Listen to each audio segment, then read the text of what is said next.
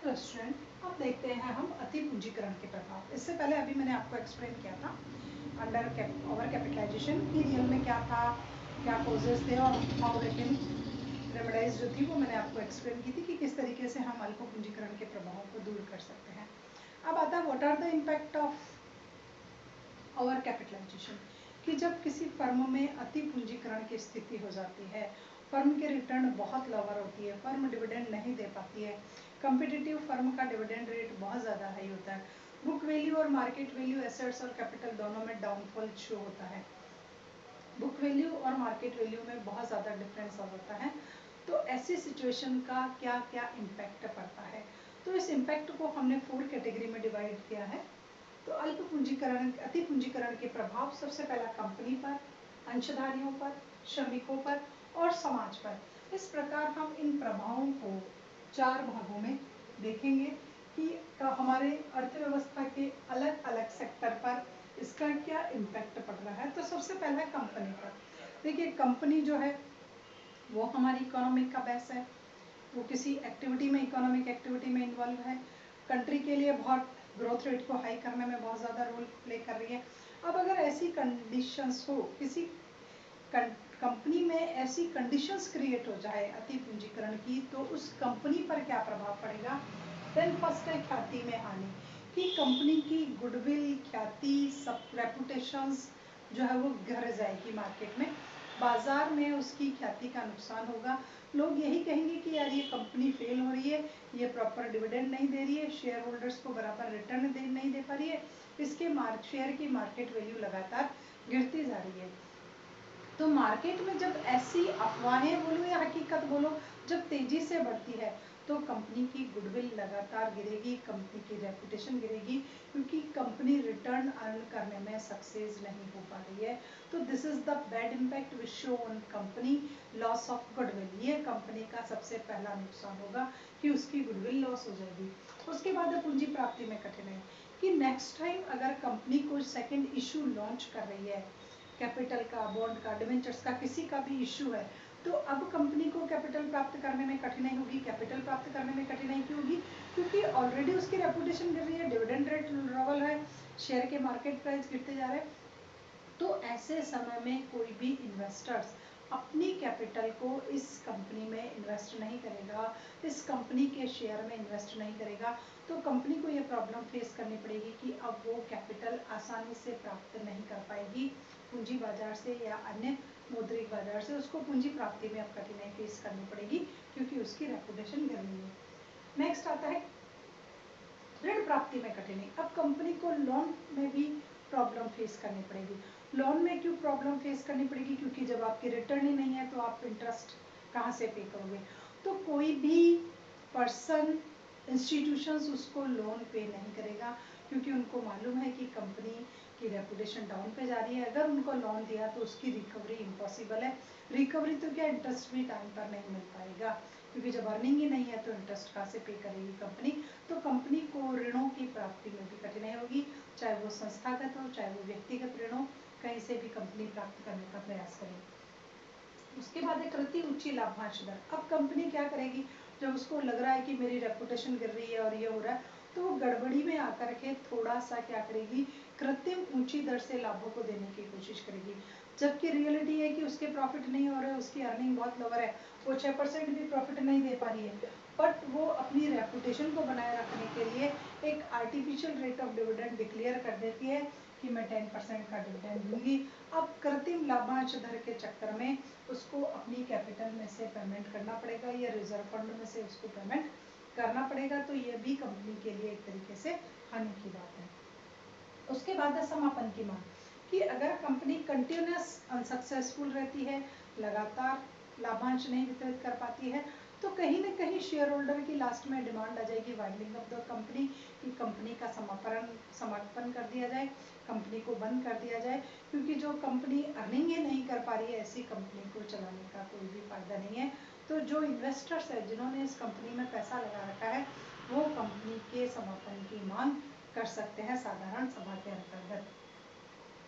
उसके बाद है प्रतिस्पर्धा में न ठहर पाना, वो कंपनी इस कम्पिटिटिव टाइम में अपने कंपटीटर से आगे नहीं निकल पाएगी, अतः वो प्रतिस्पर्धा में नहीं ठहर पाएगी, क्योंकि जो उसका कंपटीटर है वो तो high rate of dividend issue कर रहा है और ये नहीं दे रही है, तो कंपटीशन में कहीं ना कहीं ये पीछे रह जाएगी और इसकी कंपटीटर फर्म आगे निकल जाएगी। तो ये सारे बैड इम्पैक्ट है जो ये कंपनी पर शो होंगे अगर उसमें अति पूंजीकरण, ओवर कैपिटलाइजेशन की कंडीशंस क्रिएट हो गई है। नेक्स्ट आता है share holders. Next important part, किसी भी कंपनी का शेयर होल्डर्स होते हैं। शेयर होल्डर्स ने कंपनी में अपनी कैपिटल इन्वेस्ट कर रखी है, अपने फाइनेंशियल रिसोर्सेज को इन्वेस्ट कर रखा है। ऑलमोस्ट इसमें हम इक्विटी शेयर होल्डर को लेते हैं, प्रेफरेंस शेयर होल्डर को इतना ज़्यादा इसमें इन्वॉल्व नहीं किया जाता है। तो जो क्षमता अंशधारी है उस पर क्या प्रभाव पड़ेगा, जिन्होंने कंपनी की बेस्ट कैपिटल में अपना कॉन्ट्रीब्यूशन दिया है। तो फर्स्ट है लाभांश की निश्चित दर। अब शेयर होल्डर को जब कंपनी में ओवर कैपिटलाइजेशन की सिचुएशन हो गई है तो उनको बहुत ही लोअर रेट ऑफ जो है वो रिटर्न मिलेगी। लोअर रेट पर जो है डिविडेंड उनको डिक्लेयर किया जाएगा या डिस्ट्रीब्यूट किया जाएगा। तो लाभों की दरें लगातार गिरती जाएगी, जिससे अंशधारियों को नुकसान होगा। उनको अपनी विनियोजित पूंजी पर उचित दर से प्रत्यार्जित नहीं हो पाएगा। अंशों का मूल्य का, जब कंपनी शेयर पर डिविडेंड डिस्ट्रीब्यूट नहीं कर पा रही है तो मार्केट में उसके शेयर का जो मार्केट प्राइस होगा वो कंटिन्यूस डाउनफॉल आएगा। 80 का 90 पे, 90 का 70 पे, 70 का 60 पे, इस स्टाइल से लगातार गिरता जाएगा। तो कंपनी के अंशधारियों को ये नुकसान होगा कि जो शेयर उन्होंने 100 रुपीज़ में परचेज कर रखा है, रिसेंट टाइम में उसकी मार्केट वैल्यू 50 तक भी रह सकती है। तो अंशों का बाजार मूल्य लगातार गिरता जाएगा। उसके बाद है पुनर्संगठन में हानि। अगर कंपनी अपने आप को किसी के साथ रीऑर्गेनाइज्ड कर रही है, मर्ज कर रही है, विलीनीकरण हो रहा है, एकीकरण हो रहा है, तो ऐसे समय में अब कंपनी को नुकसान होगा। उसकी एसेट्स की, उसकी कैपिटल की मार्केट वैल्यू तो अभी लोअर है, क्योंकि वो रिटर्न ही नहीं दे पा रही है, इस वजह से उसकी मार्केट वैल्यू लोअर है। तो जब वो दूसरी कंपनी के साथ मिल रही है तो लोअर कैपिटल, लोअर एसेट्स, सब कुछ लोअर टू लोअर वहाँ कैलकुलेट होगा। तो रीऑर्गेनाइजेशन में, मर्जर में, एक्विजिशंस में, इन सब में उसको बहुत ज़्यादा प्रॉब्लम फेस करनी पड़ेगी कंपनी को। अब आते हैं हम श्रमिकों पर। श्रमिक, लेबर फोर्स, जो एम्प्लॉयज़ वहाँ उस कंपनी में काम कर रहे हैं, एटलीस्ट उन पर क्या इसका इम्पैक्ट शो हो रहा है। तो सबसे पहला इम्पैक्ट होगा छटनी व वेतन में कमी, स्क्रूटनिंग हो जाएगी, उनकी सैलरी और वेजेस जो है वो लोअर टू लोअर होगी। स्क्रूटनिंग का मतलब है कुछ को रखते हैं कुछ को नहीं रखें, जैसे रिसेंट टाइम में कोरोना में हो रहा है। ऑलमोस्ट 50% स्टाफ ही सब जगह अपॉइंट किया गया है। जो बेचारे टेम्प्रेरी पोस्ट के थे, एटलीस्ट अभी उन्हें पिछले 6 महीनों से बहुत सी कंपनियां, बहुत सी इंस्टीट्यूशंस, बहुत से प्राइवेट सेक्टर्स अभी भी उनको काम पर नहीं बुलाए गए हैं। तो ये तो कोरोना की महामारी की बात है। अब अगर यहाँ पर ओवर कैपिटलाइजेशन हो जाता है तो जब कंपनी के पास लाभ ही नहीं है, कंपनी अर्न ही नहीं कर पा रही है, लगातार कंपनी असफल हो रही है, उसका कंपटीटर उससे आगे निकल रहा है, तो कंपनी क्या करेगी, लाभों को बढ़ाने के लिए सैलरी और वेजेस कम करेगी। हो सकता है वो स्क्रूटनिंग भी करना स्टार्ट कर दे, वो छटनी करना शुरू कर दे और कुछ लोगों को काम पर रखे और कुछ को काम पर नहीं रखे।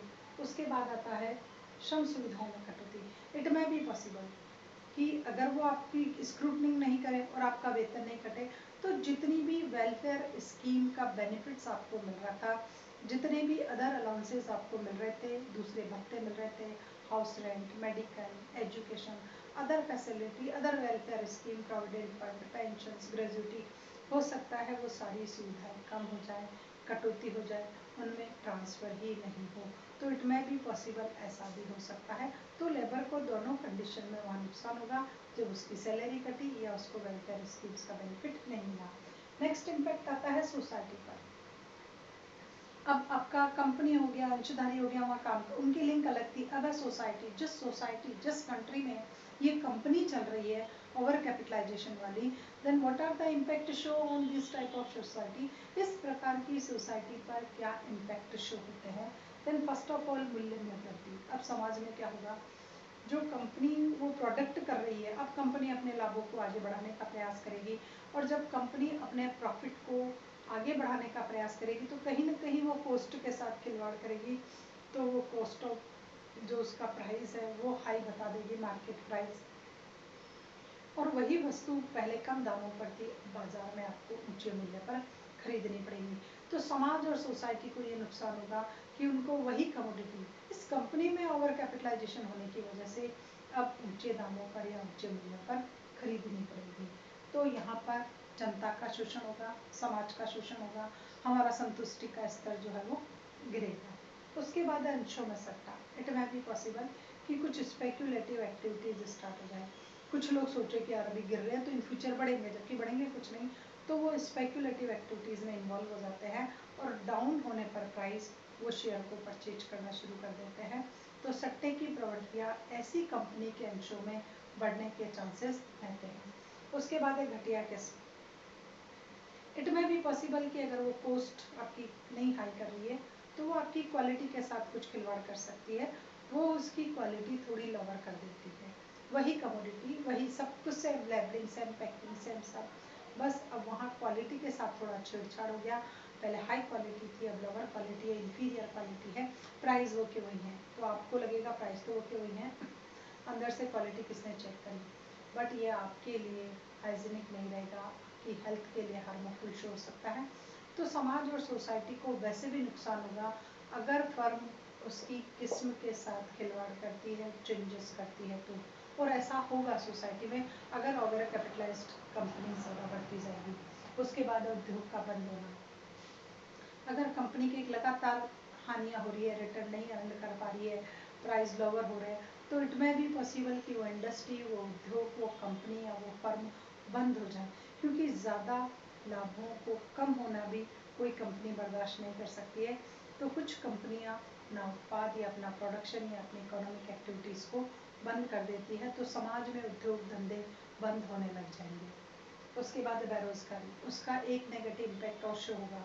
अगर इंडस्ट्रीज कंटिन्यूस क्लोज डाउन हो रही है, लॉकडाउन हो रही है, तो वहाँ पर अनएम्प्लॉयमेंट की सिचुएशन बढ़ेगी। क्योंकि जो लोग पहले वहाँ रोजगार थे, रोजगार के अवसर प्राप्त कर रहे थे, अब वो उद्योग धंधा बंद होने की वजह से वो लोग बेरोजगार हो जाएंगे। तो समाज में बेरोजगारी की जो बीमारी है वो विकराल रूप धारण कर लेगी।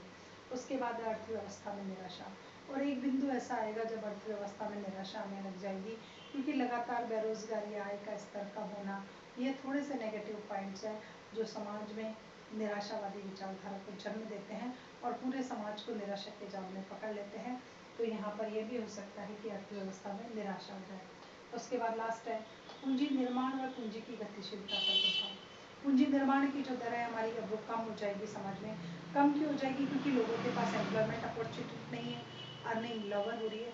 जब एम्प्लॉयमेंट अपॉर्चुनिटी नहीं है और अर्निंग बहुत लोअर है तो सेविंग और इन्वेस्टमेंट पॉसिबल ही नहीं हो सकते हैं। और जब तक सेविंग और इन्वेस्टमेंट नहीं होंगे, कैपिटल फॉर्मेशन कंपनी में स्टार्ट नहीं होगा, तो लोअर कैपिटल फॉर्मेशन होगा, लोअर कैपिटल मोबिलिटी होगी। अब पूंजी निर्माण ही नहीं हो रहा तो पूंजी की गतिशीलता कहाँ से आएगी कि यहाँ से वहाँ, वहाँ से यहाँ पूंजी का ट्रांसफर अवरुद्ध हो जाएगा। तो समाज और सोसाइटी, इन पर भी इसका बैड इम्पैक्ट पड़ेगा। तो these are the bad impact of over capitalisation, कि किसी भी समाज में अगर ओवर कैपिटलाइजेशन की सिचुएशन आती है तो उसका क्या प्रभाव पड़ता है।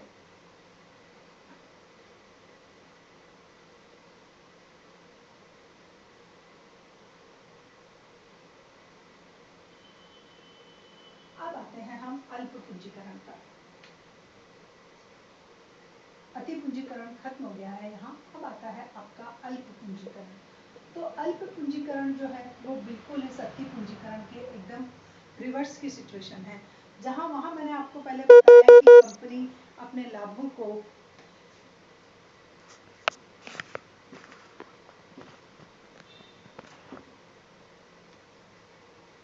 यहाँ मैंने बताया कि एक कंपनी जो है वो सामान्य रूप से अत्यधिक आय अर्जित करती है। अल्प पूंजीकरण में क्या होगा कि कंपनी की जो आय अर्जन क्षमता होगी, आय अर्जन क्षमता वो बहुत ज़्यादा ऊंची होगी। लगातार कंपनी के लाभ जो हैं वो बढ़ते जाएंगे, कंपनी के जो प्रॉफिट है वो कंटिन्यूस ऐसी सिचुएशन में इंक्रीज होते जाते हैं और कंपनी की संपत्तियों की तुलना में आय अर्जन क्षमता अधिक होती है। तो कंपनी की जो संपत्तियां हैं उन संपत्तियों की तुलना में कंपनी की जो आय अर्जन क्षमता है वो ज़्यादा महत्वपूर्ण है, ज़्यादा है, अधिक है, ग्रेटर है। इट मीन्स आपके पास आपकी जितनी भी एसेट्स हैं उनके कंपैरिजन में आपकी अर्निंग कैपेसिटी जो है वो स्ट्रॉन्ग होती है। तो ऐसी सिचुएशन को हम अंडर कैपिटलाइजेशन या अल्प पूंजीकरण के नाम से जानते हैं, जहां पर व्यावसायिक संपत्तियों का अधिक दक्षता के साथ प्रयोग होता है। इट मीन्स हमारे पास जितनी भी संपत्तियां हैं उनका हम पूरा अधिक दक्षता के साथ प्रयोग कर रहे हैं, अधिक कुशलता के साथ प्रयोग कर रहे हैं, उनका ऑप्टिमम यूटिलाइजेशन हो रहा है, इन एसेट्स का अनुकूलतम सहयोग या अनुकूलतम उपयोग हो रहा है। तो यह सारी सिचुएशन अल्प पूंजीकरण को क्रिएट करती है। जब किसी फर्म की संपत्तियों का अधिक दक्षता के साथ प्रयोग हो रहा हो, अधिक कुशलता के साथ प्रयोग हो रहा हो, अनुकूलतम उपयोग हो रहा हो, तो वो अच्छी रिटर्न देगी। जब आप ऑप्टिमम यूटिलाइजेशन कर रहे हो, बेटर यूटिलाइजेशन कर रहे हो, बेस्ट यूटिलाइजेशन, बेस्ट एफिशिएंसी के साथ कर रहे हो, तो हो सकता है कि आपकी अर्निंग अच्छी हो और अंशों का जो वास्तविक मूल्य होगा, उस कंपनी के अंशों का वास्तविक मूल्य जो है वो उसके पुस्तक मूल्य से अधिक होगा। जो आपकी बुक वैल्यू है उससे ग्रेटर होगा। इट मीन्स उसका मार्केट प्राइस हाई होगा और उसकी बुक वैल्यू जो है वो लोअर होगी। बाजार में इस प्रकार की कंपनी के अंशों का जो मूल्य है वो लगातार हाई टू हाई रहेगा और आपकी बुक में उन्हीं शेयर का प्राइस जो है वो बहुत लोअर शो होगा। और कंपनी ऊंची दर से लाभांश वितरित कर रही है और कंपनी के लाभों की दर जो है वो लगातार बढ़ती जा रही है, लाभों की दरें बढ़ती जा रही है। तो ऐसी सिचुएशन को किसी भी फर्म में अल्प पूंजीकरण की स्थिति कहा जाएगा, जब फर्म की अर्निंग स्ट्रॉन्ग हो और बुक वैल्यू और रियल वैल्यू में डिफरेंस हो, but real value is greater in comparison than book value of assets. तो ऐसी स्थिति आपकी अल्प पूंजीकरण की स्थिति कहलाई जाएगी। अब अल्प पूंजीकरण की एक डेफिनेशन दी है गैस्टन वर्ग ने। गैस्टन वर्ग ने कहा है कि जब निगम की समस्त संपत्तियों का वास्तविक एवं बाजार मूल्य उसके पुस्तक मूल्य से ज्यादा हो, वास्तविक एवं बाजार मूल्य उसके पुस्तक मूल्य से ज्यादा हो। गैस्टन वर्ग क्या कह रहा है? जब किसी कंपनी की, गैस्टन वर्ग की डेफिनेशन है कि जब निगम की समस्त संपत्तियों का वास्तविक और बाजार मूल्य उसके पुस्तक मूल्य से ज्यादा हो, तो ऐसी स्थिति को हम अल्प पूंजीकरण के नाम से जानते हैं। हॉलैंड ने भी एक बात बोली है, ये डेफिनेशन गैस्टन वर्ग की थी और हॉलैंड ने बोला है कि अंश पूंजी, जब कुल अंश पूंजी की तुलना में संपत्तियों का अधिक्य हो। हॉलैंड क्या कह रहा है कि कुल अंश पूंजी की तुलना में, अंश पूंजी जो है उसकी तुलना में संपत्तियों का आधिक्य हो, आपकी एसेट्स की वैल्यू हाई हो और आपकी लायबिलिटीज की वैल्यू लोअर हो, तो ऐसी सिचुएशन को किसी भी फर्म में हम अल्प पूंजीकरण, अंडर कैपिटलाइजेशन की सिचुएशन के नाम से जानते हैं। Then what are the characteristics of under capitalisation? अब मैंने आपको मीनिंग बता दिया, दो डेफिनेशन बता दी हॉलैंड और गैस्टन वर्गी की। अब आता what are the characteristics of under capitalisation.